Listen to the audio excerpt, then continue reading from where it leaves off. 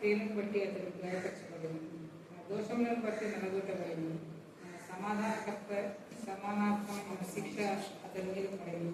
అతను పొందిన దెబ్బల చేత మనకు స్వస్థత వచ్చింది. ఖచ్చితంగా నేను స్వస్థిస్తాను. నువ్వు ఏళ్ళ 24 గంటలు ఏ రక్తమే ఇదే మాట ఉంటుంది. ఇంకా వేరే ఆప్షన్ వద్దొద్దు, దిగులొద్దు, చింతొద్దు, ఏమొద్దు ఉండదు. ఎక్కువ ఏ రక్తం 24 గంటలు చూడాలి. నేను ఇంత హెల్తీగా ఉండడం ఏంటంటే పని చేసుకున్నా, వస్తున్నా, ఎక్కడున్నా ఇదే ధ్యానించేది తప్ప మిగతా టైం అంతా ఏ రక్తం అందుకే ఇన్ని అద్భుతాల కారణం ఏంటంటే ఆయన రక్తం. అందుకే నిశ్చయంగా ఆయన మన లోకం నిశ్చయంగా బాగా వేదంతా వేసే సిల్వలో ఉంది. కాబట్టి నీ నాలుగు కూడా తాకి ఆలోచన ఇచ్చింది ఆయనే కదా. కాబట్టి జీవవాయువు ఇచ్చిన దేవుడు ఆయన ఖచ్చితంగా ఇస్తాడు. ఆయన రక్తం పైన మనం నమ్మకం ఉంచి శిలవైపు మాత్రమే చూడాలి. ఇప్పుడు మోసే విద్యాశంకర్ ఇతరులు నిదానించి చూసిన వాళ్ళకే రక్షణ వచ్చింది. వాళ్ళు మరణం నుంచి జీవులోకి వచ్చినారు. అటు చూసిన వాళ్ళకి లేదు. అందుకే రక్తంలో ఉన్న శక్తిని మనం ఎప్పుడైతే గమనిస్తామో ఆటోమేటిక్గా మనం స్వస్థపరుస్తాడు. ఇంత మరణంలోంచి జీవులోకి వెళ్ళించారు లేదు. ఎలాంటి పరిస్థితి అసలు దిగడానికి వాళ్ళ ఇంట్లో ముగ్గురైనా దేవుని ఎదుగుతున్నాను అని అది దేవుని కృప. కాబట్టి మీకు దేవుని పక్షంగా ఉన్నాడు. నిశ్చయంగా ఆయన మన దోషులను భరించడం, మన వ్యసనములను భరించడం, ఆయనను మొత్తబడిన వాడి వారు దేశపడిన వాడిగా ఉండని వాడి వారు శ్రమ పొందిన వాడి వారు మనం అతన్ని ఎంచుకున్నాం. ఆయన మన శ్రమలన్నీ ఆయన పొందారు కాబట్టి మనకు విడుదల విమోచన స్వస్థత ప్లాన్ చేసుకున్నాం. ప్రేమగల కదా మీకు ఎంత స్థితించాం రక్తం వ్యక్తి మన ఎంత ఆసక్తితో వచ్చారు అన్న ఆసక్తిని బట్టి నేను స్థితిస్తూ దృష్టి శక్తులన్నీ కూడా వేయవచ్చు. చాలా తెలివిగా లేదనేది సమాధానం కాదు. సమస్త జ్ఞానం ఇచ్చిన దేవుడి సమాధానం దయచేయండి. దైవాన్ని ముఖాన్ని ప్రకాశం వచ్చేది. దైవాన్ని యొక్క కృపల ప్రేమలో బంధించాలి. దేవ పూర్ణ స్వస్థత ఇచ్చింది. కర్నూలు నుంచి ఎంత ఆసక్తిలో వచ్చారు. ఉచితమైతే అన్నకు ముఖ్యంగా నా ప్రభావ ఉంచే వాళ్ళ వెళ్ళినప్పుడు నా ప్రభావ వారి కమిటీ వాళ్ళ దగ్గర మంచి మనసు దయచేసి అన్న కూర్చొని పనిచేయడానికి మీకు దయచేయండి. దేవ అన్నంగా బస్సులో మా దేవ టైం చేయలేడు. దేవ నా ప్రభావ అయితే ఆర్టీసీ డిపార్ట్మెంట్లో అన్నకు నా ప్రభావ నా తల్లి అందరూ ఫేవర్గా ఉండి అందరికీ మంచి దయ ఎస్తేరుకు ఎలాగా రాజుకు దయ పుట్టించినారో అక్కడ అధికారులందరికీ అన్న పట్ల దయ కనికరం కలగచేసి అద్భుత కార్యం చేసి నీవే న్యాయం తెచ్చుకున్నాను. నా జయిస్తున్నాను ప్రార్థిస్తున్నాం.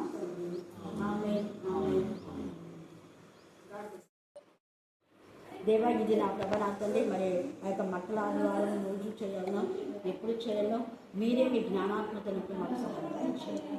గుడ్ ఫ్రైడేకి అయితే నా ప్రభ అందరూ లలిత అప్పుతున్నారు. అందుకు నేను స్థుతిస్తూ దేవ నా ప్రభ అన్నమ్మ వాళ్ళ ఇంటి అందరిపైన మీరు కార్యక్రమం నష్టం పొందవచ్చు. అందమైన నిజంగా కరుణాకృతంలో దేవా ఈ బిడ్డలు ఎవ్వరు ఎన్నిక చేయకపోయినా మీరు ఏర్పాటు చేసుకున్నారు. చక్కగా పాడి వాక్యం చెప్పగలిగితే ఎంత సూచన పడతారు. ఆ ఇల్లుకు కొత్తలను చూడటం దయచేసి వేసుకుని ప్రార్థిస్తున్నాం తండ్రి. వేసుకుని ప్రార్థిస్తున్నాం తండ్రి. మీపైన దేవ ఆనుకొని హత్తుకొని జీవించడానికి మీకు దయచేసి దేవ అక్కకు మీరు ఇచ్చిన పూర్ణ ఆరోగ్యం పూర్ణ బలం పూర్ణ శక్తి మీరు ప్రతి ఆటంకం లైఫ్ ప్రార్థిస్తున్నాం తండ్రి. మరి ప్రార్థిస్తున్నాం. జ్ఞానం ఏందు, వయసు ఏందు, దేవుడు ఏందు, మనుషులు పెంపాలాగా మీకు దయచేయండి. మానవుని మీరు సేవించే బిడ్డగా ఉండడానికి ఉద్యోగంలో మీరు జ్ఞాపకం చేస్తున్నాను. ఆందోళన దీవించండి. దేవారి ప్రతి అవసరం ఇచ్చిన వేసుకుని ప్రార్థిస్తున్నాం తండ్రి.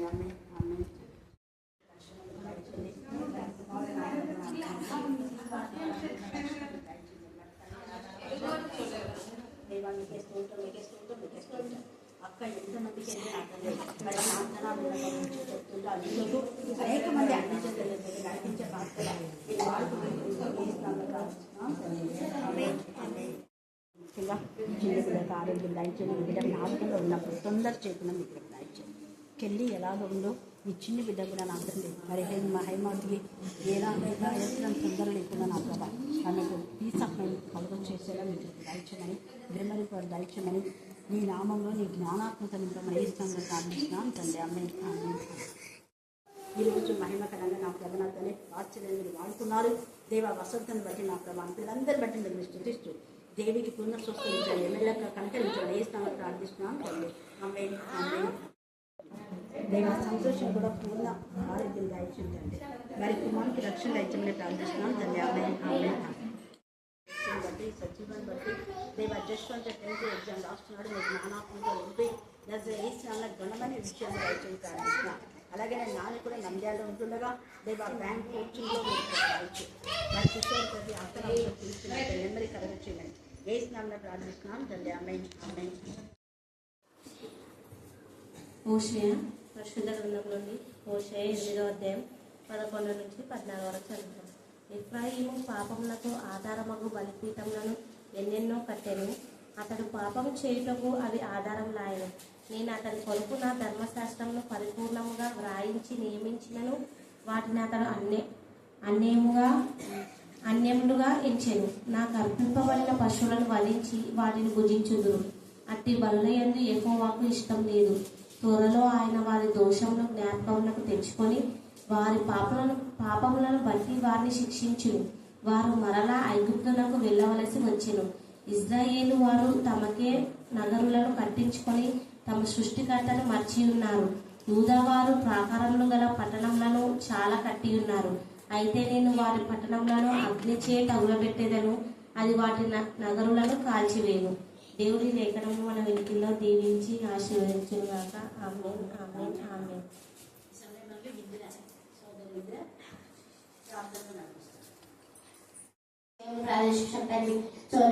శోధనలో రాకమానం కాదని తన శోధన చేయించడం మీకు పని సహాయం దయచేసిన దేవా మీకు తను తండ్రి. అలాగే తను ఎంతమంది తల్లి ఇంట్లో శోధనలు పెట్టుకొని తల్లి బలపరిచిన తల్లి ఆ శోధనలు తల్లి తల్లి వారి క్షమించడం దయచేసిన దేవా మీకే తను స్తోత్రం తల్లి. అలాగే తను శ్రీరంగ కుటుంబం తల్లి నిమిషం దేవా మీకే తను స్తోత్రం చెల్లించుకోవడం తల్లి. వారి తల్లి ఎవరైతే చదువుతున్నారు తల్లి వారి చదువులో తల్లి మీరు వారికి తోడుగా ప్రార్థించుకుంటాం తల్లి. మీరు వారికి తోడుగా ఉండి రాపిస్తున్నాం ప్రార్థించుకుంటాం తల్లి. మీకే స్తోత్రం చెల్లించుకోవడం తల్లి. అలాగే తల్లి గుడ్ ఫ్రైడే రోజు తల్లి సిల్వర్ పరిజ్ఞ వల్ల తల్లి మాకు బోధించే వారిని కూడా తల్లి వారి నోటి తల్లి మీకు పూర్వగా వాడుకొని చెప్పించుకున్నాం ప్రార్థించుకుంటాం తల్లి. మీకే స్తోత్రం చెల్లించుకుంటాం తల్లి. ఏదో మంది తల్లి దూరం నుండి మందిలోకి వచ్చినారు తల్లి.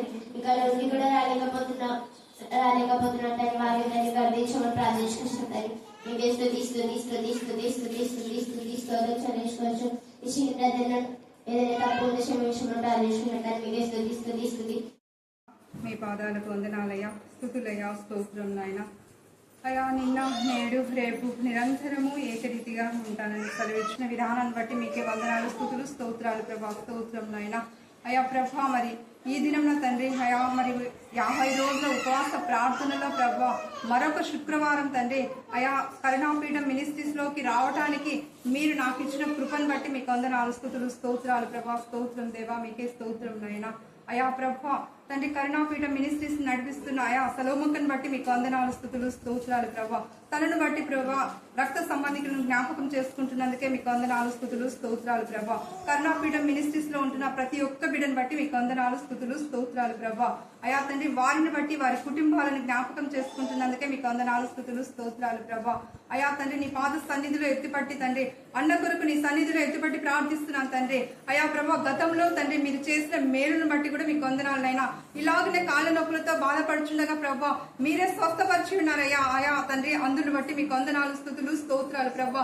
మరలా ప్రభా ఎందు నిమిత్తం అది వచ్చి ఉంటుందో మాకు తెలియదు కానీ ప్రభా ఏది ఏమైనప్పటికీ నా తండ్రి స్వస్థపరచు దేవుడవు. అయా మీరు పొందిన దెబ్బల ద్వారా స్వస్థత ఉన్నది నాయన. అయా అందును తండ్రి అలాగనే ప్రభా అయా నమ్ముతున్నాం అయ్యా తండ్రి మీరు స్వస్థత ఇచ్చి ఉన్నారయ్యా. అందుని బట్టి మీకు వందనాలు, స్తుతులు, స్తోత్రాలు ప్రభా.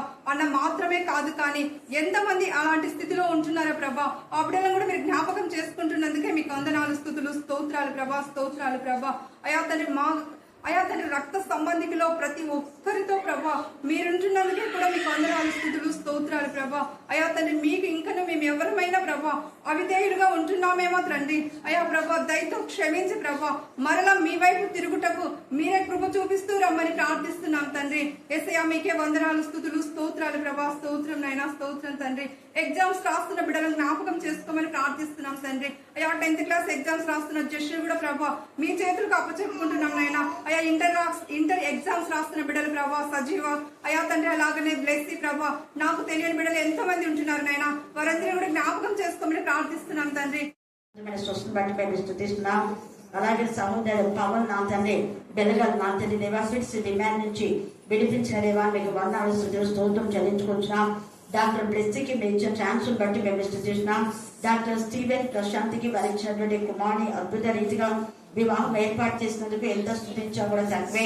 నిశ్చితమైతే భావన వాళ్ళ చెల్లెలు కూడా మీరు వివాహం ఏర్పాటు చేయండి తండ్రి. గౌతమ్కు నా ప్రభా సాత్విక కౌశ సాధన సహాయం దయచు కాక వారి ముఖ్యంగా నా తండ్రి సహోదరి సునీల్ టెక్నికల్ మీరు జ్ఞాపకం చేసుకొని నా ప్రభ నా తండ్రి దేవా అక్కడ సంఘం యొక్క సెక్రటరీగా మీరు బిడ్డను ఎన్నుకున్నారు. అప్పుడని వెళ్ళాడు చికశక్తులను కూడా ఏ స్నానం గద్దించి పాత్రగా బంధించమని గమనిస్తున్నాం. గతంలో కిషోర్ నా ప్రభ నా తండ్రి మరి కాళ్ళ ప్రాబ్లం నుంచి నా తండ్రి సునీల్ మీరు విడిపించి అద్భుతమైన స్వస్థత మీరు ఇచ్చారు తండ్రి దేవా నా ప్రభా. మరి కిషోర్ కాలనీ సునీల్ కాలనీ నా ప్రభా ఆ కుటుంబంలో ఎవరు ఏ విధమైనటువంటి నా ప్రభా బాధ వేదన రోధ వాటన్నింటినీ మీ యొక్క రక్తంలో మాత్రమే దేవా సరించమని ప్రార్థిస్తున్నాం. మీ రక్త ప్రోక్షణకి తీసుకున్నామని ప్రార్థిస్తున్నాం. ఇక్కడ చేసిన ప్రతి బిడ్డ యొక్క ప్రార్థన విన్నపములన్నీ మీ కరుణా బిడ్డలు ఎత్తిపడుతున్నాం. చిన్న బిడ్డలు చక్కగా మాత్రమే నేను స్తుతించడానికి బలపరచడానికి పాడడానికి ప్రార్థన చేయడానికి నా ప్రభా మీరు ఇచ్చిన ఈ జ్ఞానాన్ని బట్టి మేము స్తుతిస్తున్నాం. ఎంత ఎక్కువ వాక్యం నేర్చుకున్నారో అంతగా వారి జీవితాన్ని మాత్రమే మీరు ఆశీర్వదించమని ప్రార్థిస్తున్నాం. విడవబడే జీవితం కాకుండా ఎత్తబడే గుంపులో ఉండటానికి మీ కృపాసనం దయచేయండి దేవా. మేమంతా నిర్దోషంగా నిష్కలంకంగా నీ దగ్గర మడుతైన మత్సైన లేకుండా నా ప్రభా మీరు ఇష్టపడే జీవితం మీరు మాకు దయచేయమని ప్రార్థిస్తున్నాం దేవా. మేము నీకు ఇష్టమైన బిడ్డలుగా జీవించడానికి మీ కృప దయచేయండి. మీ చిత్తాన్ని నెరవేర్చే బిడ్డగా మమ్మల్ని ఆశీర్వదించండి. మీ చిత్తానికి విరోధమైన ప్రతి ఆలోచన వేస్తున్నాము లైవ్ అవును దేవా. మీకే స్తోత్రం మీకే స్తోత్రం మీకే స్తోత్రం మీకే స్తోత్రం. చీకటి శక్తులన్నీ కూడా ఇష్టంగా గర్భించి మాత్రమే బంధించమని ప్రార్థిస్తున్నాం. ప్రతి పాప క్రియను మీరు లయపరచండి. చెడుతను ఆశ్రయించుకొని విసర్జించడానికి మీ కృపాసనం.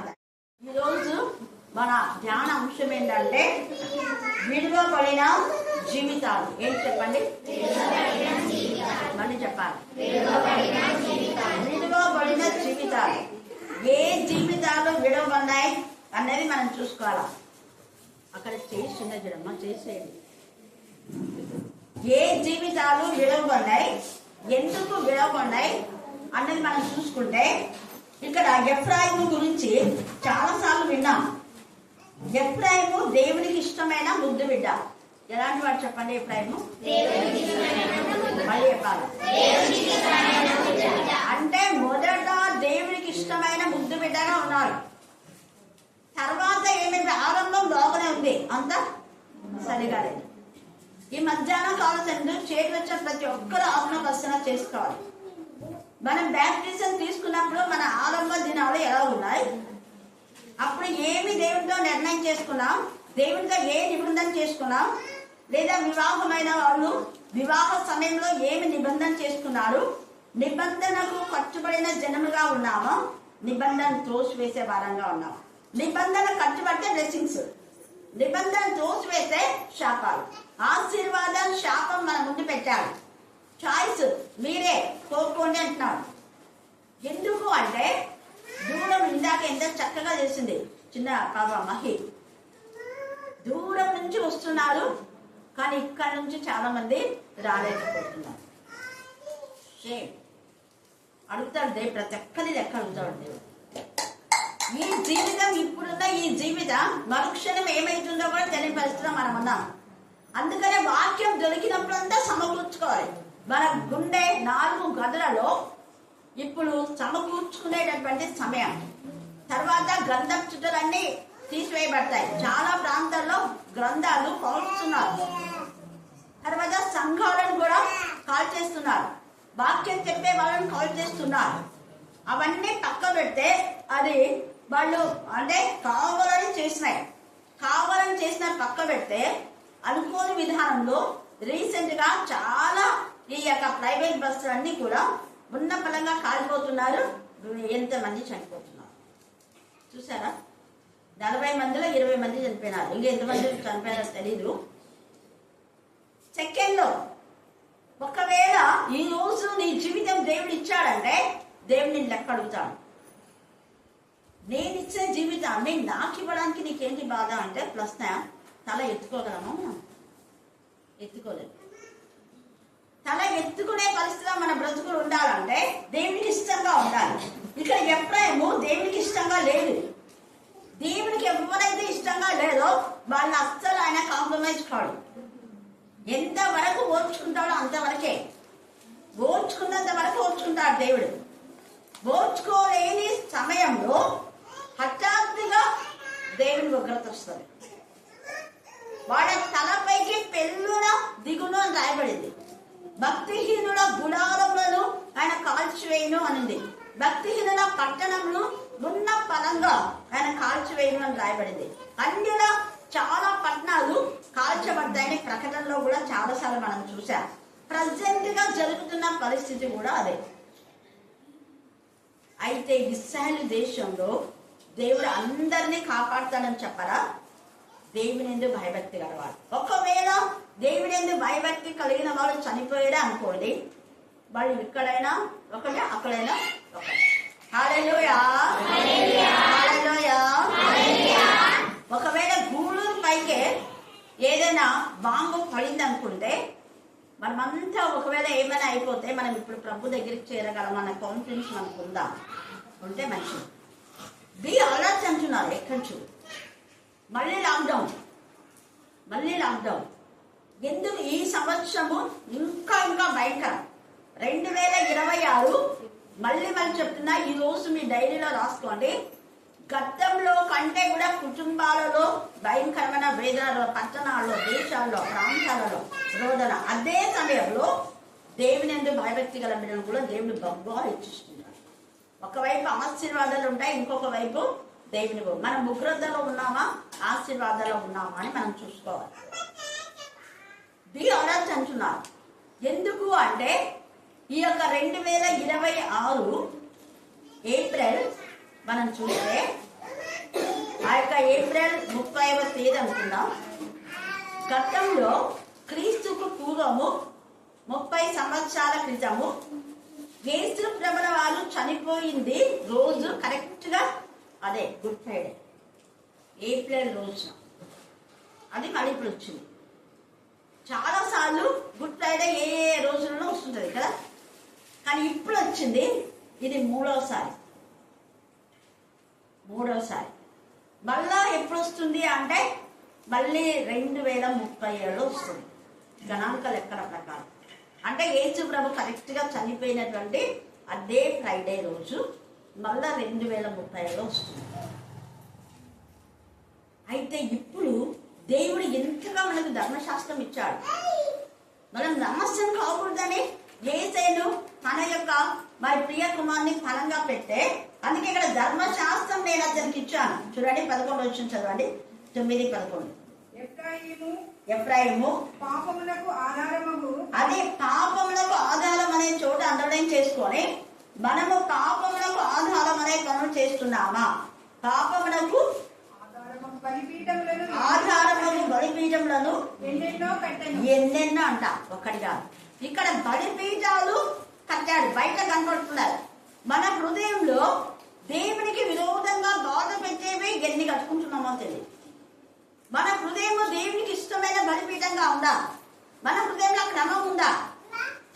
అక్కడ మనం చూస్తే ఏలియా బలిపీఠాన్ని కట్టేటప్పుడు అక్కడ క్రమంగా రాళ్ళను పేర్చి, పడిపోయిన బలిపీఠం కట్టేటప్పుడు క్రమంగా కట్టడం పేర్చాడు. క్రమం, ఒక క్రమం ఉందా మనకు? నిర్దిష్టమైన క్రమంలో మనం ముందుకు వెళ్తే క్రమంగా మన జీవితాలు బ్లెస్సెడ్ అయిపోతాయి. ఎందుకు మనం ఆశీర్వదించబడడం లేదు అని అంటే మనలో క్రమం లేదు కాబట్టి, దేవునికి ఇవ్వాల్సిన ఆనర్ ఇవ్వటం లేదు కాబట్టి, దేవుని కంటే ఎక్కువగా వేరే వాటిని ప్రేమించినప్పుడు దేవునికి కోపం ఇస్తుంది. ఈ ఎఫ్రాయిము దేవునికి ముద్దు బిడ్డ, దేవుని నరకలేపాడు. ఎంతగానో పెంచి పెద్ద చేస్తే ఇప్పుడు ఏమైతున్నా అంటే అన్యులతో కలిసిపోయాడు. అందుకే యెషయా 1వ అధ్యాయము 3వ వచనం చదవండి. యెషయా 1:3.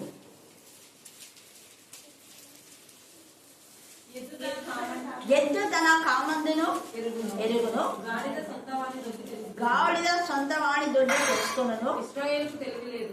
ఎంత బాగా చెప్తున్నారు. ఇశ్రాయేలుకి ఏం లేదంట, ఇశ్రాయేలుకు తెలివి లేదు, నా జనులు యోచింపరు పాపిష్టి జనమా. చూడండి, తన పిల్లలు నా చెల్లెలను చెప్పినటువంటి తండ్రి అయిన దేవుడు జాలి నొందని వాటిని జాలి చేసుకున్నాడు. హుషారు లోను హామ లో అమ్మి ఎజ్జయల్. దేవుడు ఇంతగా కనికరం చూపిస్తే భయంకరమైన పాపం జీవితంలో ఉన్నటువంటి వ్యక్తులను దేవుడు ఆశీర్వదిస్తే వీళ్ళు ఏం చేస్తున్నారంటే దేవునికి విరోధంగా చేస్తున్నారు. ఎందుకు తెలుస్తుంది? గాడిద కూడా తెలుస్తుంది. మళ్ళీ గాడిదతో మళ్ళీ ఈ వచ్చి మనం ధ్యానిస్తాం మట్లాదివారం గురించి చదువు. ఇంకా పాపిష్టి జనమా, దోషభరితమైన ప్రజలారా, దుష్ట సంతానమా. అంటే అదంతా అర్థం చేసుకుని ఒక్కసారి ఆలోచించాలి. దుష్ట సంతానంలో ఉన్నామా? వీధిలో దుష్ట సంతానం అయిపోయినారు. అందుకని వీధుల్లో విచ్చలవిడిగా తిరుగుతున్నారు. గాడిదలు ఎక్కడ తిరుగుతాయి? వీధిలో తిరుగుతాయి కదా విచ్చలు. అవునా కదా? గాడిదకి ఏమైనా క్రమం ఉందా? లేదు. అడవి గాడిద, కంచెల గాడిద, ఊరు గాడిద అంటే మన దగ్గర ఉన్న గాడిద. దాన్ని కట్టేస్తే తిరగదు. కట్టలేని గాడిద ఎక్కడంటే అక్కడ తిరుగుతూనే ఉంటుంది. కంచెల గాడిద అది పులిలాగా వేషధారణ ఇస్తుంది. పెద్ద నేనే ఇది అని బస్తాలు నేను వీధులలో అన్నట్టుగా తీర్చుంటారు. కొంతమంది కాళ్ళ దగ్గర వేసుకుని సంఘాలలో కూడా ఇలాంటి వాళ్ళు ఉంటారు. అయితే దేవుడి చూస్తున్నటువంటి దేవుడు. అందుకని ఎఫ్రాయిము తన పాపము తానే పెంపు చేసుకున్నాడు, పాపములకు కారణమైపోయినాడు. అయినా ప్రేమ గల తండ్రి కనికరించి ఏం చేశారంట? పాపం నుంచి విడుదల పొందడం కోసం అతని కొరకు నా ధర్మశాస్త్రంలో పరిపూర్ణంగా వ్రాయించి, ఎంత ప్రేమగా పాపం పరిహరించడం కోసం ధర్మశాస్త్రంలో వ్రాయించి అక్కడ మోషే ద్వారా ఇచ్చాడు. యేసే ద్వారా నిబంధన వచ్చింది, కొత్త నిబంధన. అంత మాత్రమే కాదు, ఇది వివరించడానికి అనేక మంది సేవకులను పంపించారు. నేను నా సేవకులను పంపించి వాళ్ళు చెప్తూ ఉంటే మీరు గర్వంతో అహంకారంతో ఎక్కువ వినకుండా ఉన్నారా అంటారు. వీధిలో తిరిగేవారు ఒకరోజు లెక్క అయితే వాక్యం వినపడుతుంటే ఏం చేస్తున్నావు? గాడిదలాగా తిరుగుతున్నావా అంటాడు. పందిలాగా బురదలో ఉన్నావా? తాగుళ్ళు, వ్యభిచారంలో, దొంగతంలో, హత్యలో, ఆత్మహత్య ప్రయత్నం, లవ్, మానసిక వేదన, మంచి చంచనం, చేతిబడి, క్షుద్ర శక్తులు, క్యాష్మోల ప్రయోగం, ఇంకా ఎన్నెన్నో చాలా ఉన్నాయి భయంకరంగా. లవ్ ఎఫెక్ట్స్ అంటే ఊరికే ఒక్క మాటలో నేను చెప్పేసిన. ఒక అబ్బాయి ఒక అమ్మాయి పైన ప్రేమ కలగడానికి ఏం చేయాలో వేలు వేలు తెచ్చుకుంటుంటాం. నీచులు. ఎందుకంటే చాలా మంది నాకు ప్రేయర్ చేయించారు కాబట్టి. వాడంటే ఇష్టం లేదు, కానీ మా అమ్మాయికి ఏదో వేలు జోబులు పెట్టుకొని వాడి పైన వెంటబడేలా చేశారు అని. బంగారుపేటలో కూడా వాడు డ్రైవర్, ఆటో డ్రైవర్, ఇంజనీరింగ్ పిల్ల. ఒక్కటే పిల్ల వాళ్ళు ప్రేమతో పెంచుకున్నారు. ఇద్దరు మధ్య టీచర్లు వాళ్ళ ఆఫీసర్ వాళ్ళ హస్బెండ్ ఏం చేస్తారు? పెళ్లి చేసినారు. తర్వాత లైఫ్ విడవబడినచ్చుకుంటారు. ఇక్కడ ఎఫ్రాయిం కూడా అంతే. ఇలాగా చాలా నేను ఉదాహరణ చెప్పాను. వేళ్ళు కొన్ని తీసుకోవడం, వాళ్ళ చేత చేతి పని చేయడం. ఇంకా మనకు ఎవరు అంటే టీవీలో వస్తూ ఉంటుంది జడ్సన్ గారు, తెలుసు కదా?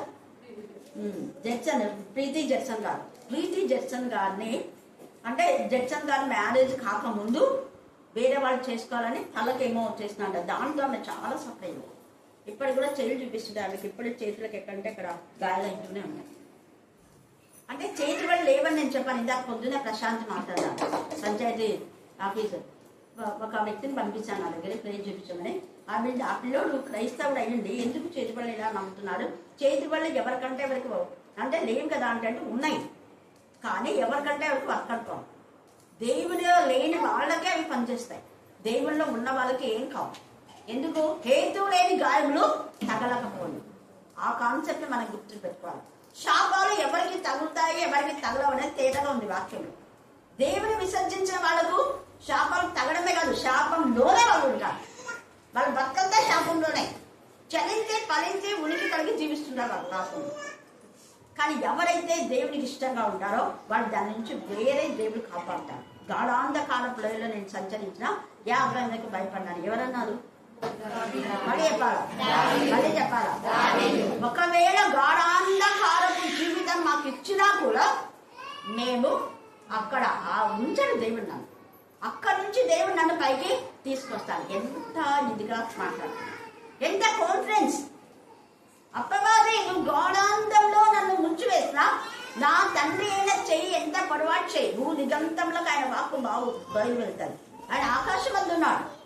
ఆకాశమైన సింహాసనం, భూమి పాదపీఠంగా ఉన్న తండ్రి భూమి కింది పాదంలోకి చెయ్యి పెట్టి ఎంత పొడవాటు చేయాలి, కింద పెట్టి అక్కడి నుంచి నన్ను పైకి తీసుకొస్తాను. ఆ కాన్ఫిడెన్స్ మనకుంటే మనం దేనికి భయపడము. చీకట్లో సంచరించే తెగులకైనా, మధ్యాహ్నం కాల్చే రోగములకైనా నేను భయపడను. ఎంత తేటగా మాట్లాడతారు. ఇవన్నీ ఎందుకు మనం చదువుతాం, వింటాం, ఎందుకు ధైర్యం లేకుండా పోతుంది, ఎందుకు మనం దేవుడి మీద నిరీక్షణ లేకుండా పోతుంది. నిరీక్షణ లేని జనులుగా ఉండొద్దు, నిరీక్షణ కలిగిన జనులుగా మనం ఉండాలి. అందుకని ఈ ఎఫ్రాయిము ఎంత దేవుడు ప్రేమించి అంత ఇష్టంగా ఉన్నటువంటి కుమారుడు ఇప్పుడు దేవునికి ఎలాగో ఉన్నా అంటే ఇష్టం లేని వాడుగా ఉన్నాడు. ఎందుకు ఇష్టం లేని వాడుగా అయ్యాడంటే ధర్మశాస్త్రం దేవుడు ఇస్తే దాన్ని తృణీకరించాలి. చూడండి, చదవండి 12 వచనం. నేను తండ్రి అయిన దేవుడు ఎంత ప్రేమతో చెప్తున్నాడు. అతడు పాపములకు ఆధారం చేసుకున్నాడు పాపాన్ని. పాపము ద్వారా మరణం వస్తుంది, మరణం కావద్దు అని ఏం చేస్తున్నా అంటే నేను అతనికి ధర్మశాస్త్రము పరిపూర్ణంగా వ్రాయించి నియమించినను వాటిని అతడు అన్యములుగా ఎంచను. వీళ్ళ బోధ ఏందిలే, నాకు అవసరం లేదులే, అన్యములుగా ఎంచుతున్నాను. దేవుని మేలు పొందుకున్నాడు ఎఫ్రాయిము. కరుణాపీఠంలో ఎన్ని మేలు పొందుకున్నారు. ఉదాహరణకు నేను చెప్పాను ఫస్ట్ డే శాంతికి చాలాసార్లు వచ్చింది, మీకు తెలుసు. దీవెన అంటే వాళ్ళ చెల్లెలు అన్న వీక్గా ఉన్నాడు, వద్దులేమా తీసుకురావద్దు, నువ్వు ఒక్కదాని రా అని చెప్పాను. అయినా కూడా తనకు ఒక కాన్ఫిడెంట్, అంటే వీక్గా ఉన్నప్పుడు మనం హాస్పిటల్కి పోతాం కదా, అట్లనే రావాలి. చూడండి, మనం వస్తామా, మీకుందా ఆ కాన్ఫిడెన్స్? గుండెలు ఉన్నాడు, ఏం రాలేదంటే జ్వరం వచ్చింది, ఏం రాలేదంటే రోగం వచ్చింది, ఏం రాలేదంటే పరీక్షలు, ఏం రావాలంటే ఉద్యోగం, ఏం రావాలంటే పిల్లలు, అన్నీ. మరి అప్పుడు దేవుడు కూడా అడుగుతాడు, మరి నా ధర్మశాస్త్రం నేను మీకోసం ఇచ్చి పిల్లలు ఎందుకు ఉంటారు? వాళ్ళ తల్లిదండ్రులు విడిచిపెట్టి, అన్నదమ్ములు విడిచిపెట్టి, రక్తబంధం విడిచిపెట్టి మీకోసం ఎందుకు ఇక్కడికి వచ్చి వాక్యం చెప్పాలి? అవసరమా? అంటే మీ జవాబు ఏమైంటుందో మీరే చెప్పుకోవాలి. ఇక్కడ ఎఫ్రాయిము గురించి ఎంత బాధపడుతున్నాడు. ముద్దు బిడ్డ కదా, ఎలాగైనా పాపం నుంచి విడిపించాలని ప్రయత్నంలో పరిపూర్ణంగా ధర్మశాస్త్రం ఇస్తే దాన్ని అన్యంగా, అంతవరకు దేవుని ద్వారా పెంచబడినాడు, దేవునికి ముద్దు బిడ్డ అయినాడు, నరక నేర్పించాడు ఎఫ్రాయిముకు. ఇప్పుడు పెద్దోడు అయిపోయినాడు కదా, మీసాలు వచ్చినాయి, కాళ్ళ దగ్గరేస్తాడు కదా, వయసు వచ్చింది అమ్మాయికి, గర్వం, అహంకారం. ఇప్పుడు డిగ్రీలోకి వచ్చినాం కదా, ఇప్పుడు బిఈడికి వచ్చినాం కదా, ఇప్పుడు ఎంఏకి వచ్చినాం కదా, ఇప్పుడు డాక్టరేట్. అప్పుడంటే ఏదో 10th క్లాస్ పోయా, ఇప్పుడు ఎందుకు పోతా? ఇప్పుడే మాకు వాక్యం తెలుసు. ఎఫ్రాయిము కూడా అంతే, దేవుని మాట వినదోలక గర్వంతో చూడు దాన్ని అన్యంగా అంటే వేరుగా అన్యములుగా ఎంచెను. ఎంత గుండెపోతాయి. పిల్లల పెంచి పెద్ద చేసి ఎద్దు తన కామందు నెరవేరు, గాడిద సొంత వాడి దొడ్డి తెలుసు వాళ్లకు, కానీ నా ప్రజలు నన్ను ఎరగక పాపిష్టి జనమా, దోషభరితమైన పిల్లలారా, చెరుపు చేయి పిల్లలారా అని యెషయా 1లో మాట్లాడినట్టుగా మన గురించి మాట్లాడితే మనం తల ఎత్తుకోగలమా? విడిచిపెట్టబడిన జీవితాలుగా ఉంటుంది, దేవుని చేత ఆశీర్వదించబడిన జీవితాలుగా ఉండాలి మన జీవితాలు. తర్వాత అంటున్నాడు, అట్టి బలుల యందు యెహోవా ఇష్టం లేదు. ఏమేమి బలులు అర్పిస్తున్నాడు? మళ్ళీ యెహోవా నామం పెట్టిన బలులు ఇప్పుడు జరుగుతున్నాయి ప్రజెంట్గా. అదే కోర్టు ఏమేమో తీర్పిచ్చింది కదా, కోర్టు తీర్పు అసలు అర్థమైందా మీకు? ఎంతమందికి అర్థమైంది? కోర్టు తీర్పు ఎవరికి తెలియదా? ఇంత ఇదిగా గబ్బోలు పెట్టుకోతుంది మొత్తం, ముఖ్యంగా భారతదేశంలో. మిగతా వాళ్ళు ఎవరిగా భారతదేశం పక్క పెట్టేసాయి, రాయలసీమ మిగతా వాళ్ళకి ఏమి చివకుంటారు కూడా, ఎందుకంటే వాళ్ళ నాన్న అంతా చాలా మంది క్రిస్టియన్సే ఉన్నారు. ఈ రాయలసీమలోనే కోస్తారంతా క్రిస్టియన్సే, తెలుసు. అక్కడ కోస్తా పనిచేసే వాళ్ళకంతా తెలుసు. చాలా హేళన చూస్తారు అక్కడ. ఎవరైనా ఎస్సీ అంటే కూడా, ఎస్సీ అక్క పెట్టి బీసీ అంటే కూడా. మా తమ్ముడు కూతురు చెప్తే కదా, మెడిసిన్ సీట్ వస్తుంది, కర్నూలులో బీసీ కదా, వాళ్ళంతా అంటే కాకినాడలో తను పుట్టింది పెరిగిందా అంతా అక్కడే. కర్నూలులో మా ఇంటిది నంబర్ ఇచ్చి బీసీసీ అని పెట్టుకుంటే వద్దు మమ్మీ, అక్కడంతా ఓసీ, ఇండియన్ క్రిస్టియన్ అంటే ఓసీ, వద్దు మమ్మీ, డాక్టర్ సీట్ వచ్చినా పర్వాలేదు, రాకపోయినా పర్వాలేదు. మరి అమౌంట్ 35 లక్షలు పెట్టి చదివిస్తున్నారు. కారణం ఏంటంటే ఒక రోషం. దేవుని నామం ఉన్నతమైన నామాన్ని ఎందుకు తగ్గించాలి మనం? ఆయన అత్యున్నతమైన నామం అని ఆయన చెప్తే మనం తగ్గించుకుంటుంటాం ఆయన నామాన్ని. ఎంత అవమానపరుస్తాం దేవుణ్ణి. ఉద్యోగాలు ముఖ్యం కాదు. ఎందుకు నేను చెప్తున్నానంటే ఇక్కడ ఎఫ్రాయిము పరిస్థితే చాలా మందికి వచ్చింది. చాలా మందికి ధర్మశాస్త్రం పక్కన పెట్టేశారు. ధర్మశాస్త్రం వింటున్నారు కానీ మాకు యేసయ్య వద్దు. ధర్మశాస్త్రం పక్క పెట్టమంటే దేవుని పక్క పెట్టినట్టే కదా. ఆదియందు వాక్యమున వాక్యము మరి దేవుని పక్క పెట్టారు. మనం కూడా దేవుని పక్క పెట్టి మన అవసరాలన్నీ తీసుకుంటున్నాం. ఎంత బాధ అనిపించింది. అందుకని అంటున్నాడు విసర్జించడం నన్ను అంటున్నాడు. చూడండి, చదవండి. యెహోవాకు ఆ బలులన్నీ కూడా ఇష్టమా? మనం ఈ దేవుని నామాన్ని అవమానపరిచి దేవుని నామాన్ని ఎత్తిపెట్టకుండా దేవుని నామములకు వేరుగా మనం ప్రవర్తించి మన క్రియలో, మన చూపులో, మన చేతల్లో ప్రవర్తించి మళ్ళా దేవా నేను అర్పణ తెచ్చిన అంటే అవి ఇష్టమా? నీ బలులు నాకేలో అంటున్నాడు. చూడండి ఎంత చక్కగా చెప్తున్నాడు. మీరు వాటిని అర్పించి మీరు తింటున్నారు, మీరు కడుపు నించుకుంటున్నారు, కానీ అవి నాకు ఇష్టమా ఏమైనా అంటే ధర్మశాస్త్ర ప్రకారం నడవకుండా వాటిని చేయడం దేవునికి ఇష్టం లేదు. తర్వాత చదవండి. ఆయన వారి దోషములు జ్ఞాపకము తెచ్చుకొని వారి పాపములను బట్టి వారిని శిక్షించును. ఎందుకు శిక్ష వస్తుంది?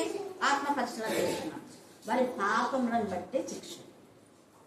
ఒకవేళ పాపం చేయకుండా నీకు శిక్ష వచ్చిందంటే నువ్వు బెస్సడే. యోబు ఏ నేరం చేయలేదు, దేవుడే సాక్ష్యం ఇచ్చాడు కదా, 200 ఆశీర్వాదం వచ్చింది. యోసేపు ఏ నేరం చేయలేదు, అంటే జైల్లో నుంచి ప్రధానమంత్రి హోదా. మొదటగా ఏ నేరం చేయలేదు, గేట్ కీపర్ నుంచి ప్రధాని హోదా.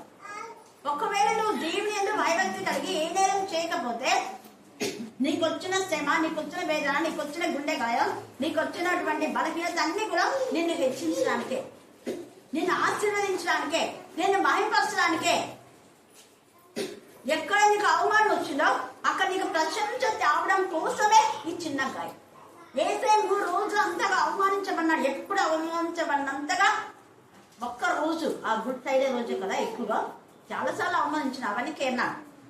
కానీ గుడ్ ఫ్రైడే రోజు ఎంతగా ఆయన నలగొట్టారో ఆ ఒక్క రోజుకు ఆయన బాధను అనుభవిస్తే కొన్ని వేల వేల వేల సంవత్సరాలుగా తన పిల్లలతో ఆనందాన్ని పొందుతున్నారు. ఒక్క రోజు బాధ. అందుకే నిమిషం మాత్రం నేను విచ్చిత కానీ నిత్యమైన వాక్యాలతో నేను సమకూరుస్తున్నానన్నాను. ఒకవేళ ఈ మధ్యాహ్న కాలంలో నీవు దోషి కాకుండా నిర్దోషి అయితే భయపడద్దు, బాధపడద్దు. నీ మేలు కోసమే ఇవన్నీ పెట్టాడు. ఎందుకు దేవ ఆలోచిస్తున్నావు? చాలా మంది అడుగుతుంటారు, సునంద కూడా అంటుంటారు, ఎందుకక్క వాళ్ళు అంత దేవునికి దుర్మార్గులుగా ఉన్నాం, వాళ్ళదే అంత గెలుస్తుంటదే, వాళ్ళదే ఇదైతుంటది. కొంతకాలమే అప్పవారి ఎంత నిలబిగాడు, ఒక్క రోజే లేదా 3 రోజులు. 3వ రోజు వాటి తల చితగొట్టారు. హల్లెలూయా, హల్లెలూయా. ఇప్పుడు అందరు ఇస్రాయేల్ ప్రేమ బాగుంది, ఏం కాదు, బాంబు పడితే కొంచెమే. కానీ ఒక్క బాంబు పులి నోట్లో తల పెడితే ఏమిటది? అదే ఇరాన్ అంటారు. చూస్తూ ఉండాలి. భయంకరమైన ఉగ్రతకు గురైపోతాయి ఇరాన్. ఇజ్రాయెల్కి ఎవరు విరోధంగా దేవుడు అస్సలు టార్గెట్ చేయడు. కాకపోతే ఇజ్రాయెల్కు ఎందుకు ఈ పరీక్ష వచ్చిందంటే ఇదిగో ఇట్లానే వాళ్ళు ధర్మశాస్త్రం తోసివేసి అక్కడంతా హిందూ విగ్రహాలు కట్టినారు.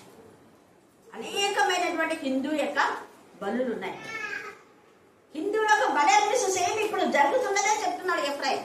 ఎఫ్రాయిం అప్పుడు ఏం చేశాడో ఇప్పుడు అనేక మంది యేసు నామం మీద ఉండి అన్యులను చేసుకొని అన్యులను అక్కడ చేర్చకూడదు. ఒకవేళ చేస్తే వాళ్ళు క్రైస్తవులుగా చేయబడి యేసు ప్రభువును విశ్వసించి నమ్మిక నుంచి మాత్రమే అక్కడ ఉండాలి. కానీ ఇక్కడి వాళ్ళు పోయి అక్కడ టెంపుల్స్ కట్టి దేవునికి విరోధం వాటి పేర్లని నేను నోట ఎత్తానన్నాడు దావీదు. అట్లాంటి అన్ని దేవతల పేర్లు ఎత్తి మళ్ళీ అంతా ఇట్లా పట్టుకొని భజన చేసుకుంటా సిగ్గు లేకుండా వాళ్ళు తెల్లవాళ్ళు నల్లవాళ్ళు పెళ్లి చేసుకుంటున్నారు.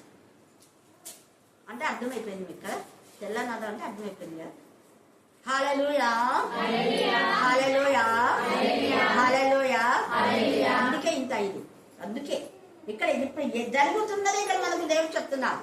ఎప్పుడైనా ధర్మశాస్త్రం చూసివేసినాడు, ధర్మశాస్త్రం చూసివేసి అక్కడ ఇస్రాయల్ దేశంలో అమెరికాలో దేవునికి ఏర్పాటు చేయబడిన ఆ స్థలంలో బలులు అర్పిస్తుంటే దేవుడు ఊరుకుంటాడు. ఆ విగ్రహాలు అయితే చిన్న భిన్నం చేశారు, కానీ ఇంకా ఎక్కడ జరుగుతున్నాయో మనకు తెలియదు. అందుకనే దేవుడు వాళ్ళ పాపమును బట్టి వారిని శిక్షించును, వారు మరలా ఐగుప్తులకు వెళ్ళవలసి వచ్చను. వీళ్ళకు మళ్ళా ఇంతగా దేవుడు ఆశీర్వదిస్తే మాకు ఐగుప్తే కావాలి అనుకుంటున్నాను. ఇస్రాయేలు చాలా సార్లు అలా పోరారు. కీర్తన 106:30 కూడా వాళ్ళు ఎంతసేపు కీరకాయలు కావాలా, అది కావాలా, ఇది కావాలా, దోసకాయలు కావాలా, ఎర్రగడ్డలు కావాలా, మేము అలా బాగా ఉంటుంటే నాకు మాంసం లేదు అంటే మాంసం ఇచ్చాడు దేవుడు. కానీ ఆ మాంసము తిని జీర్ణం చేసుకోక ముందే మాంసం ఎక్కడి నుంచి వచ్చింది? అందరు గట్టిగా చెప్పాలి, నాసికా రంధ్రంలో నుంచి. ఎందుకు? ముక్కులో నుంచి, నోట్ల నుంచి రావచ్చు కదా. అది నువ్వు జీవించున్నావంటే జీవదాతని నువ్వు మర్చిపోయి తిండి కొవ్వెక్కి తిండి గురించి ఆలోచిస్తున్నా. దేవుని మహిమపరచడం, దేవుని కనపరచడం. సండే వచ్చిందంటే చికెన్ బిర్యానీ, మటన్ 65 అది ఇవన్నీ వంటలన్నీ గుర్తొస్తాయి. సండే దేవుని ఆరాధించడం మాత్రం ఎక్కడ పనులు అనుకుంటారు. మా హస్బెండ్ బట్టలన్నీ సండేనే గుర్తొస్తాయి, ఫ్రెండ్స్ అంతా సండేనే గుర్తొస్తాయి, పార్కులకు వెళ్ళేది సండేనే గుర్తొస్తాయి. వాక్యం ఎంతసేపు వినాలా? కొంచెంసేపు వినాలి, కొంచెంసేపు అన్నా దేవుని స్థుతించేది. అందుకే కొంతమంది వాక్యం టైంలోనే వస్తుంటారు, అర్ధగంట వాక్యం వింటారు. స్థుతి అంటే వాక్యము, ప్రార్థన, పాటలు, దేవుని మహిమ అంతా అన్ని కలిపితేనే. మనం బొట్టే అన్నం తింటామా? ఇక్కడ ఉన్న వాళ్ళంతా బొట్టే అన్నం తింటే చేతులు ఎత్తండి, బొట్టి పప్పు తింటే చేతులు ఎత్తండి, బొట్టి నీళ్ళు తాగితే చేతులు ఎత్తండి. ఈ శరీరానికి ఈ రోజుండే ఈ శరీరం ఇంతలో ఉండే అంతలో మారిపోయే ఈ శరీరానికి వెరైటీస్ అన్నం కావాలా, పప్పు కావాలా, మరి పికిల్స్ కావాలా, మరి మజ్జిగ కావాలా, పెరుగు కావాలా, నీళ్ళు కావాలా, ఏది ఒకటి లేకుండా తింటున్నాం. తిన్నట్టే ఉండదా అంటాం, మనమే అంటాం. తిన్నాం కానీ తిన్నట్టే లేదు. ఇన్ని వెరైటీస్ ఉన్నా తిన్నట్టు లేకపోతే మరి దేవుని వాక్యం మనం ఏం చేస్తున్నాం? ధర్మశాస్త్రం ఇచ్చాడు దేవుడు. మనుషుడు రొట్టె వలన కాదు కానీ దేవుని నోటి నుంచి ప్రతి మాట వలన జీవించు. ఈ నోటి వాక్కు జీవవాక్కు అని ఎఫ్రాయిముకు ఇంగిత జ్ఞానం లేకపోయింది. అందుకే శిక్షాదండం వచ్చేసింది. ఈ మధ్యాహ్న కాల సమయంలో మనకు వచ్చేటటువంటి శిక్షలో అది నిత్యంగా మేలు కోసం వస్తుందా, కీడు కోసం వచ్చిందా? ఆత్మ ప్రశ్న. మనలో లోపాలు ఏమైనా సరి చేస్తుందా? ఇక్కడ ఎప్పుడైనా మాట్లాడుతున్నాం, నేను ఇంతగా ధర్మశాస్త్రం ఇచ్చాను నీకు, కానీ నువ్వు దాన్ని తోసివేసి నీ పాపంలోనే ఉన్నావు. మళ్ళా యెహోవా పేట బలులు అర్పిస్తున్నావు, అర్పణలు ఇస్తున్నావు, బాగానే మంచిదే. కొంతమంది ఈరోజు భోజనాలు పెట్టా అంటే కర్మపీఠకి రాని వాళ్ళు బియ్యం అది తెరిస్తే వద్దన్నాం, అందుకే ఈరోజు భోజనాలు చేయలేదు. ఎందుకు అంటే ఇక్కడికి వచ్చే వాళ్ళే మాత్రమే నేను స్వీకరిస్తాను. జస్ట్ ఆరెంజ్ జ్యూస్ మాత్రం. ఈరోజు ఎక్కువ ధ్యానం చేసుకున్నాను నేను కూడా. హల్లెలూయా హల్లెలూయా. భోజనాల కోసం పోయేవాళ్ళు కాదు, దేవుని వాక్యం తప్పలతో రావాలి. ఇక్కడ మీరందరూ అట్లా వస్తున్నారు, నాకు చాలా సంతోషం. ఎందుకు ఏ రోజు ఏం పెట్టదో తెలియదు. నేను చెప్పాను కదా, రోజు మరి పాపం ఈరోజు పని చేయాలని ఎంత ఆశతో వచ్చింది. లేదమ్మా నేను ఎప్పుడైనా చేసినా 10:30 లోపల అయిపోతుంది పని అంతా, 10:30-11. ఎందుకు నేను చెప్తున్నాను ఈ మాట అంటే దేవునికి మనం ఫస్ట్ ప్రయారిటీ ఇవ్వాలి. అందుకే పేతురు యోహాను కూడా అపోస్తల కార్యం 6వ అధ్యాయంలో మేము వాక్యం పంచి పెట్టడం మాని భోజనం పెట్టుట మంచిది కాదు. భోజనం కోసం వేరే వాళ్ళని మీరు ఏర్పాటు చేసుకోండి, మేము ధ్యానించి వాక్యం చెప్పాలి మీకు. ఇదిగో ఇక్కడ లోతైన విషయాలు ఎఫ్రాయిము గురించి ఎంత ఇదిగా. ఎన్నిసార్లు మీరు వాక్యం విన్నారు కదా, ఈ వాక్యం విన్నారా? వినిందే చెప్పండి, వినిందే చెప్పండి. ఎందుకు వింటారు? చాలా మంది. ఎక్కడ వింటారంటే వరుస క్రమంలో ధ్యానించినప్పుడు వస్తుంది. ఊరికే పాస్తుంది కదా, నేను యాదవ్ ఒకటి తీసి చెప్పిందే చెప్పుకుంటా, పాడిందే పాట, పాస్టర్లో దాస్తా అంటే అంతే. ఆత్మలో ఎదుగుదల ఉండదు. వరుస క్రమంలో ఏ పాస్టర్ అయితే చెప్తారో ఖచ్చితంగా వాళ్ళు వింటారు, ఆత్మీయంగా ఎదుగుతారు. ఎఫ్రాయిము గురించి ఎన్ని మెసేజెస్ ఉన్నాయి అసలు. దేవునికి ముద్దు బిడ్డ, కానీ తిప్పివేయబడని అప్పం పట్టినాడు. ఇప్పుడేమో శిక్షా దండం అంటున్నాడు. ఇక్కడ ఎంత ఇదిగా. అందుకే ఇజ్రాయెల్ పైన బాంబు పడ్డానికి కారణం అదే. ఎందుకంటే రాకడలో అనేకమైన దేవుని యొక్క ఉగ్రత హఠాత్తుగా వస్తుంది. విడిచిపెట్టబడినటువంటి కుటుంబాలు, విడిచిపెట్టబడినటువంటి గృహాలు, విడిచిపెట్టబడిన దేశం. ఈ యొక్క మధ్యాహ్న కాల సమయమందు మనం ఎత్తబడే సంఘంలో ఉన్నామా? మన జీవితం ఎత్తబడే గుంపులో ఉన్నామా? విడిచిపెట్టబడిన జీవితంలో ఉన్నామా? 12 మంది శిష్యులలో ఇస్కరియోతు యూదా విడిచిపెట్టబడినాం. ఎత్తబడినానా పరలోకానికి? లేదు. భూమి కింది భాగంలో ఉన్నాం. వాళ్ళు 11 మంది ఆయనకు ప్లేస్ లో వచ్చిన వ్యక్తి దేవుని సన్నిధిలో ఉన్నాడు. మరి మనం ఎక్కడున్నాం? ప్రశ్న వేసుకుందాం. ఎఫ్రాయిం లాగా ఉంటే మన బ్రతుకులు మనం మార్చుకుందాం. దేవుడి ప్రజ అలాగా యెజబెల్ యొక్క ఇల్లు కూడా విడిచిపెట్టబడింది, పెంటగా మార్చబడింది. తర్వాత కింగ్ సౌలు ఎన్ని పన్నాగాలు పన్నాడు. 17 సార్లు దావీదును చంపి తన రాజు కావాలనుకున్నాడు. తన ఇల్లు పెంటగా మార్చబడింది. తన కుమారులందరూ కూడా పారవేయబడ్డారు. 6 నెలలు తన కుమారులు చెట్లకు వేలాడబడే ఉన్నారు. పక్షులు రాకుండా, జంతువులు రాకుండా రిస్పా కాపాడింది కాబట్టి, లేకపోతే గద్దలు, కుక్కలు, నక్కలు అన్ని తిని చించి పడేశారు. ఇంకా సింహాలు తిని ఎముకలు ముక్కలైపోయాయి. చూసారా? మరి పరిశుద్ధాత్మ పొందుకున్నాడు. ముందు ఆరంభం బాగునే ఉంది, అంతం సరిగాలేదు. బ్యాప్టిజం తీసుకున్నప్పుడు దేవుడు దేవుడు దేవుడు అన్నాం. ఒకళ్ళు 2025లో మంచిగా వాడబడినామో, మరి 26లో ఈ వాడబడని ఈ సమయంలో ఒకవేళ యేసై వస్తే మన జవాబు ఏమైంది? ఇప్పుడు యేసై వస్తే ఎత్తబడే ఇంట్లో మనం ఉన్నామా? మన ఇల్లులో అంటే మన కుటుంబం. కింగ్ సౌలు కుటుంబం అంతా కూడా నాశనం అయిపోయింది. విడిచిపెట్టబడిన కుటుంబం. యెజబెల్ యొక్క కుటుంబం 70 మంది కుమారులు నాశనం. కారణం ఒక్కటే, దేవునికి ఇవ్వవలసిన అవునది ఇవ్వటం లేదు. ఆహాబు రాజై గర్విష్ఠై అన్య స్త్రీని వివాహం చేసుకొని తన వంశం పాడైపోయింది. విడిచిపెట్టడం. హామాను కుటుంబం ఖచ్చితంగా ముందే అది ప్రవచనం. వాళ్ళ అమాలేకులు చంపమంటే చంపనందుకే ఈ శాపం కింగ్ సౌలుకు. వాళ్ళని చంపకుండా దావీదును చంపాలనుకున్నాడు. చూడండి, దేవుని పిల్లలు అన్యులను చంపమని దేవుడు చెప్తే వాళ్ళని చంపకుండా వాళ్ళని బ్రతికించినాడు. అదే అమాలేకులు కింగ్ సౌలును పొడిచేస్తాడు. వాడు తప్పేం లేదు, పొడిచమని చెప్తాడు కాబట్టి పొడిచకూడదు. ఎందుకంటే చంపమని చెప్పినా కూడా దావీదు చంపలేదు కదా. అభిషేకం పొందేవాడిని నేను చంపనన్నాడు. అందుకే బ్లెస్సింగ్. శత్రువైనా దేవానికి అప్పగిస్తున్నాను అన్నాడు. ఎందుకు? అభిషేకం పొందేవాడు కాబట్టి. వేరే వాడైతే అప్పుడే చంపేటాడు. అందుకని చెప్పిన వాడిని సౌలును చంపావని నువ్వు నీ నోటితో చెప్పావు కాబట్టి వీళ్ళు చంపేసేయండి అన్నాడు. సెకండ్లో వాడిని చంపి పడేశాడు. దావీదు రక్త దోషం కాబట్టి నువ్వు మందిరం కట్టడానికి వీల్లేదు అన్నాడు. ఈ సమయమందు మనం ఎలా ఉన్నాం? ఎఫ్రాయిం లాగా ఒకవేళ ఉన్నామేమో. ఇప్పుడు విడిచిపెట్టిన కుటుంబాలన్నీ మీ ముందు పెట్టారు. ఇస్కరియోతు యూదా, అతని ఉద్యోగం వేరొకటి, అతని ఇల్లు పెంటగా మార్చబడింది. ఇల్లు అంటే శరీరం కూడా. మన యొక్క శరీరం, మన దేహం కూడా ఇల్లు. దేవునికి మీరు ఆలయమై ఉన్నారు. మన దేహమే ఆయన ఇల్లు. మీరు దేవుని ఆలయమై ఉన్నారని మీరు ఎరగరా? దేవుని ఆలయంలో విగ్రహాలకు ఏం పొందిక? దేవుని పిల్లలైన మీకు అన్యులతో ఏం పొందిక? పరిశుద్ధుల సహవాసంలో ఉన్నందుకు అపోస్తల కార్యంలో ఎన్ని అద్భుతాలు, ఎన్ని ఆశ్చర్యాలు, ఎన్ని మహత్కార్యాలు జరిగాయి. అపోస్తల కార్యం ఎంత తేటగా మనం ఇప్పుడు ధ్యానం చేస్తున్నాం పేతురు గురించి. చక్కటి విషయాలు. ఇక్కడ ఎఫ్రాయిము దేవునికి విరోధంగా చేశారు కాబట్టి ఉగ్రత. ఇప్పుడు జరుగుతున్నవన్నీ కూడా సేమ్ సిచ్యువేషనే. తర్వాత అక్కడ 8 సంవత్సరాలుగా పక్షవాతంతో ఉన్న ఆయనను పేతురు స్వస్థపరిచాడు. సేమ్ అదే మనకు నిన్న జరిగింది. ఏంటంటే 7 సంవత్సరాలుగా పిల్లలు కాలేక అన్ని రాలైన పల్లవి ఈ మధ్య రెగ్యులర్గా వస్తుంది. అప్పుడు 1 year బ్యాక్ ప్రేయర్ ఆయిల్ తీసుకుపోయి స్టేజ్ చేయించింది వాళ్ళ తమ్ముడికి. చక్కటి కొడుకు నిన్నాడు. హాస్పిటల్ నుంచి మరి కాల్ చేస్తుంది. 7 సంవత్సరాలు. హల్లెలూయా, హల్లెలూయా, హల్లెలూయా. అన్యులకున్న విశ్వాసం మనకు లేకపోతే దేవుడు అందుకని అన్ని జనులు అనేకులను నీకు సాక్షిగా పెట్టుకుంటా అన్నాడు పౌలు చాలా మంది అన్యులను ప్రభులోకి నడిపించాడు. ఒకప్పుడు మన పితరులు కూడా. కానీ దేవుళ్ళలోకి వచ్చిన తర్వాత మళ్ళీ అన్యులు అని అనకూడదు.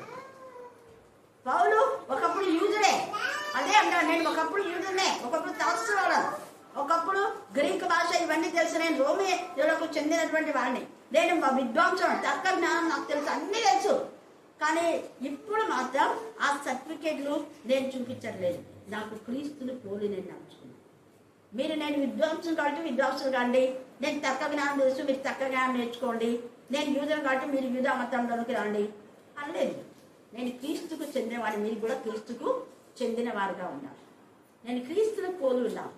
గతం గత అప్పట్లో ఉన్న తెలివి లేకుండా ఇప్పుడు జ్ఞానోదయం అయింది. మరి మనం కూడా యేసయ్యను మరి ఎంతగా మనం అనేక మంది అన్యజనుల మధ్య ఒప్పుకుంటున్నాం. యేసయ్య ఇంతగా మరి 40 రోజులు చేస్తున్నాం, 50 రోజులు చేస్తున్నాం, 100 రోజులు చేస్తున్నాం.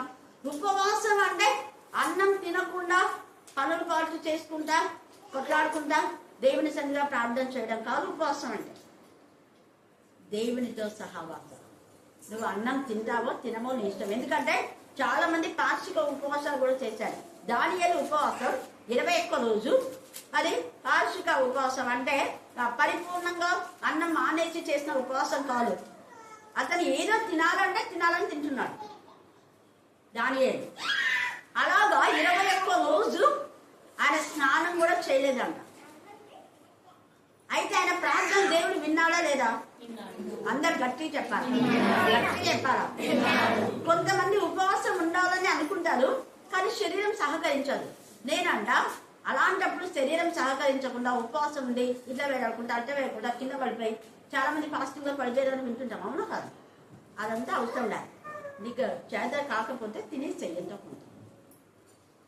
ఎంతో కొంత తిని. కానీ నువ్వు దేవుని ఆరాధించడం ముఖ్యం, వాక్యం చదవడం ముఖ్యం, దేవునితో సహవాసం చేయడం ముఖ్యం, వాక్యం వినడం, ప్రార్థన చేయడం, స్తుతి చేయడం, మహిమపరచడం. ఈ యొక్క ఫాస్టింగ్ డేస్ లో మనం పుట్టింది మొదలు ఇంతవరకు ఎన్ని మెడిటేషన్ అన్నిటి గురించి మనం ప్రార్థన చేయాలి. దానికి 50 రోజులు సరిపోతాయా? సరిపోదు. అందుకే ప్రార్థన. దేవునితో సహవాసం చేయకుండా నువ్వు ఉపవాసం ఉండి ముఖమంతా వేలాడించుకొని అది ఉపవాసం అనిపించదు. ఉన్నా లేకపోయినా అది నీకు చేతనైతే ఉండు, చేత కాకపోతే ఉండొద్దు. నేను చెప్పేది అదే. ఆకలి అవుతుంటే ఎప్పుడెప్పుడు సలమొక్కలు ఉంటుందా, ఎప్పుడెప్పుడు గుళ్ళు అవుతుందా, 3 అయితే తొందరగా పోవాలబ్బా ఇంటికి, అది ఉపవాసం. నేను అందుకే ఒకరోజు 3:10 కూడా అవుతుంది, ఇక్కడ 3:20 కూడా అవుతుంది. కానీ మనల్ని తొందరపడాలి. నేనే పొమ్మంటుంటా. పిల్లలు ఉన్నారులేమా, పెద్దలు ఏదో ఒకటి తినేసా ఎట్లా వెళ్ళిపోయి దూరం ఉన్న వాళ్ళని నేను పంపిస్తుంటాను. నాకు నిజంగా చాలా సంతోషం ఉందంటే చాలా చోట్ల చెప్తా మీ గురించి నేను సాక్ష్యం. అన్నులకు వెళ్ళి అలసిపోతే, స్కూల్కి పోతే అలసిపోతే వెంటనే పడుకుంటాం, టీ తాగి కాఫీ తాగి పడుకొని 5 గంటలకు వచ్చి పడుకొని 7కు అట్లా వంటలు పెట్టుకుంటాం. నేనంట వంటలు చేసేటోళ్ళు వంటలు చేస్తారు, మరి వాక్యం చెప్పడానికి వచ్చేటోళ్ళు వినేటోళ్ళు పడుకోకుండా వంటలు చేసుకోవాలి, వెళ్ళిపోవాలి. అట్లా వస్తున్నారు. అప్పుడు నేను అట్లా చేసిన. ఇప్పుడు మా కరుణాటి పీఠం వాళ్ళు పనులకు పోతారు, ఆడ పడేస్తారు, క్యాలరు వస్తారు, వచ్చే వాళ్ళు ఉన్నారు. అవును అవును, రెస్ట్ తీసుకోవాలని అనుకోరు వాళ్ళు. అలాంటి వాళ్ళని దేవుడు చూస్తున్నాడు. ఒకరోజు సమయం సెలవు వస్తే రెస్ట్ తీసుకోవచ్చు. లలిత ఈరోజు సెలవునే అందరు 2 మంది వచ్చారు మంచిగా. హల్లెలూయా, హల్లెలూయా, హల్లెలూయా. దేవుడు మన హృదయం డిజైర్ చూస్తాడు. నువ్వు అన్నం తిన్నావా తినలేదా? అన్నం తినకుండా వచ్చి అంత హృదయం అంతా సైంప నలవి కానీ మచ్చరం క్రోధం అది ఇది ఇంట్లో భర్త అది బిడ్డలు ఇది అన్ని పెట్టుకొని వచ్చి ఈడ హల్లెలూయా స్తుతి మహిమ అంటే దేవునికి ఇష్టం లేదు అంటున్నాడు. మీ బరువు నాకు ఏదో ఇష్టం లేదు, అది కాదు. హృదయ బలిపీఠం దేవునికి సమర్పించాలి ఇష్టపూర్తిగా. యేసుకు ఇష్టం లేకపోయినా ఇష్టంగా ఆ యొక్క శిలువ యాగాన్ని ఆయన అర్పించాడు. అన్నాడు, ప్రభా నీ చిత్తం అయితే తొలగించు, నీ చిత్తం కాదా ఓకే, నేను కూడా ఇష్టంతో శిలువను మోస్తా, ఇష్టంతో అవమానం భరిస్తా, ఇష్టంతో కొరడా దెబ్బలు భరిస్తా, ఇష్టంతో నా రక్తాన్ని నేను చిందిస్తా. నా రక్తం అంటే అది దేవుడి రక్తమే. యేసులో ఉండే రక్తం ఎవరి రక్తము? మళ్ళీ చెప్పాలా? మళ్ళీ చెప్పాలా? ఎందుకు దేవుని రక్తం? ప్రూఫ్ చెప్పాలి. దేవుని రక్తం అనే ప్రూఫ్ ఏంటి? ఇంత సింపుల్ క్వశ్చన్ ఇస్తున్నా. దేవుని రక్తం అనే ప్రూఫ్ అంటే చెప్పలేదా? నీవు నా ప్రియ కుమారుడు అన్నావు కదా, మరి ప్రియ కుమారుడు రక్తం చండి రక్తం కదా, ఇంత సింపుల్ చెప్తుంటే ఇప్పుడు మీలో ఉండేది మీ అమ్మ నాన్న రక్తం మీద కాదా? వేరే వాళ్ళ రక్తం ఉందా? సైతం రక్తం ఉందా? లేదు కదా. వాక్యం ఎవరైతే చదివారో దేవుని రక్తం వాళ్ళలో ఉంది.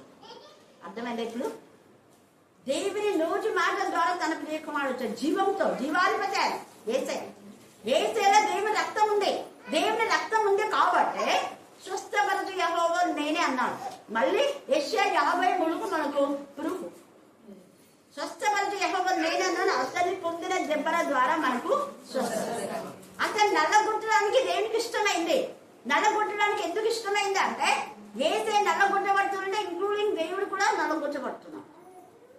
కుమారుడు బాధపడుతుంటే తల్లి ఊకుంటుందా? బాధపడుతుంది కదా, మేలుకొనే ఉంటుంది కదా, బాధను అనుభవిస్తుంది కదా. సేమ్ ఏసే ఆ సిలువలో వదిలిపెట్టలేదు తండ్రి, భరించాడు బాధ. ఒక్క సెకండ్ వదిలిపెట్టాడు, విడవలేక విడిచాడు. కారణం మనందరినీ ఏసయ్య ఆయన చేతిలో పెట్టడం కోసం చెయ్యి వదిలాడు. అందుకే నా దేవా నన్ను ఎందుకు చెయ్యి పెట్టావు అంటే కారణం అదే. వీళ్ళ కోసమే నువ్వు వచ్చావు మానవ జన్మ, వీళ్ళ కోసమే బలి పశువుగా మారావు, వీళ్ళ కోసమే రక్తమంతా కార్చావు. నీ రక్తమంతా కార్చావు. అప్పుడు రక్తమంతా అయిపోయింది. 4వ మాట మాట్లాడేటప్పటికి రక్తమంతా అయిపోయింది. అందుకే మానవుడుగా ఆయన ఆ యొక్క చేదు చిరక తీసుకున్నాడు. దాహమైంది. అప్పుడు దేవుడు విడిచిపెట్టాడు కాబట్టి దేవుని కుమారుడు మానవుగా దాహం అయింది. అక్కడ జీవజలాన్ని ఇస్తారన్న యేసయ్య దాహం కొన్నాడు. ఈ సమయమందు మన యొక్క మరి ప్రార్థన, మన యొక్క వాక్యం చెప్పడం కానివ్వండి, మన ఆత్మలు అన్ని దేవునికి ఇష్టమైన కాదా అని మనం చూసుకోవాలి. ఇక్కడ అందుకని అంటున్నాడు కదా, యెహోవాకు ఇష్టం లేదు. ఏమి ఇష్టం లేదు అంటే అట్టి బలులు. మనం ఎట్టి బలులను దేవునికి సమర్పిస్తున్నాం, ఎట్టి హృదయాన్ని దేవునికి ఇస్తాం. త్వరలో ఆయన వారి దోషంలో జ్ఞాపకం తెచ్చుకొని వారి పాపం బట్టి వారిని శిక్షించును. వారు మరలా ఐగుప్తునకు వెళ్ళవలసి వచ్చాను. ఎందుకు వచ్చింది? మళ్ళా నువ్వు మొదటి పాపంలోకి వెళ్ళావేమో అంటే మొదట ఆరంభంలో ఉన్న స్థితి లేకపోతే నువ్వు మళ్ళీ మొదట పడిపోయిన స్థితిలో ఉన్నావు అన్నది. ఆత్మ పరిశీలన చేసుకోండి. ఆ మొదటి స్థితి ఏదైతే ఎక్కడ పడిపోయావో నువ్వు మొదటి ఆత్మీయ స్థితికి వస్తేనే, లేకపోతే నీ దీపస్తంభం నుంచి ఏం చేస్తా తీసేస్తా. ఎప్పుడైనా తీసేశాడు. ఈ మధ్యాహ్నం ముందు మనతో మాట్లాడుతున్నాడు దేవుడు. మొదట ఉన్న ఆ ఆరాటం, ఆ యొక్క నా దేవుని గురించిన తపన, తృష్ణ ఇప్పుడు ఉందా ప్రజెంట్గా? లేకపోతే త్వరగా లేవనెత్తబడంటున్నాడు. ప్రకటన 2:5. ఒకవేళ నువ్వు అలా చేయకపోతే నీ దీపస్తంభం నుంచి తీసేస్తా అంటే దేవుడి కంటే ఎక్కువ నువ్వు దేన్నైతే ఇష్టపడినా అది తీసేస్తావు. అది కొడుకైనా, భార్య అయినా, భర్త అయినా, ఉద్యోగమైనా, చదువైనా, ఇంకేదైనా తీసేస్తాడు దేవుడు. దేవుడు ఇచ్చిన దాన్ని బట్టి దేవునికి ఫస్ట్ ఆనర్ చేయకపోతే వేస్ట్. నేను అందుకే మీకు ఛాన్సాలు చెప్పాను. ఇది దేవుడు ఇచ్చిన ఉద్యోగం అనే ప్రతి ఫ్రైడే సెలవులు తక్కువ వస్తే ఉదయం పోయి మధ్యాహ్నం కంటే వచ్చేస్తాను. ప్రతి ఫ్రైడే నాకు సెలవు ఉంటుంది. ఉన్న సెలవులనే అట్లనే వాడుకుంటాం. ఇంకా సెలవులు అయిపోయినాక మెడికల్ లీవ్ ఉంటాయి, మాకు అరెంజ్ లీవ్ ఉంటాయి. జీత నష్టం మీద కూడా చేయొచ్చు. హల్లెలూయా, హల్లెలూయా, హల్లెలూయా. అందుకే దేవుని దీవెనలు ఊరికే రావు. ఆయనకి ఇష్టమైన విధానంలో ఆయన కోరుకున్నాం. అన్నికంటే ఎక్కువ ఆయన ప్రేమించాలంటాడు ఆయన. అంతే. ఎస్. ఎందుకంటున్నాడంటే నేనే కదా నీకు జీవాన్ని ఇచ్చి. వాళ్ళంతా ఉన్న పరంగా చచ్చిపోయారు సెకండ్లో. నేను కూడా ఎన్నిసార్లు బస్సులో ప్రయాణం చేశాను, కానీ దేవుడు కాపాడినాడు. హల్లెలూయా, హల్లెలూయా. అందుకే ఇశ్రాయేలు వారు తమకే నగులను కట్టించుకొని తమ సృష్టికర్తను మరచి ఉన్నారు. చూసారా? తమకే అంటే నీ స్వార్థం కోసం, నీ ఇల్లు కోసం, నీ పిల్లల కోసం, నీ బంధువుల కోసం, నీ అక్క చెల్లెళ్ళ కోసం, నీ వారి కోసం స్వార్థం. స్వార్థం ఉందంటే బ్లెస్సెడ్ కాదు. మళ్ళీ చెప్తాను, స్వార్థం అనేది ఎప్పుడు ఉండకూడదు. స్వార్థంతో వాళ్ళు ఉన్నారు. చూడండి, ఇతరులకు ఏమాత్రం ఉపయోగం లేని బ్రతుకులు, వేస్ట్. మనం ఇతరులకు ఎంత ఉపయోగం ఉన్నామని దేవుడు అడుగుతాడు. అక్కడ ఎంత ఇదిగా వాళ్ళ కోసమే కట్టించుకొని తమ సృష్టికర్తను మరచి ఉన్నారు. యూదా వారు ప్రాకారం గల పట్టణములను చాలా కట్టి ఉన్నారు. అయితే నేను వారి పట్టణములను అగ్ని చేత తగులబెట్టేదను, అది వాటి నగరులను కాల్చు. ప్రజెంట్కి జరుగుతుంది. ప్రవచనం నెరవేర్చబడుతుందా? వరుస క్రమంలో మనం ఏది ధ్యానిస్తామో అది వస్తుంది. ఇప్పుడు జరుగుతున్నదే దేవుడు మనతో మాట్లాడుతున్నాడు. అపోస్తల కాలం 8 సంవత్సరాలుగా ఆయనకి అద్భుతం చేసిన దేవుడు 7 సంవత్సరాలుగా పిల్లలు కానీ మరి ఆ కుమారుని ఇచ్చాడు. మరి ఈ రోజు కూడా మీరు విశ్వాసంతో 7 సంవత్సరాలుగా వారి మాటలు రానివంటి అభిషేక్ గురించి బాగా ప్రాణం చేయండి. దేవుడు ఖచ్చితంగా ఇస్తాడు. ఎంఈఓ ఇదే విజయ్ కుమార్ అదే పనిగా చెప్పింది. నేను 3కు కాల్ చేస్తానని చెప్పా. మీరు కూడా ప్రార్థనలో ఏకీభవించండి. ఈ సమయం ముందు చివరి ప్రార్థన సువర్ణక మన ప్రార్థన అర్పిస్తాం. చేసినావా? సంతోషమా చంద్ర?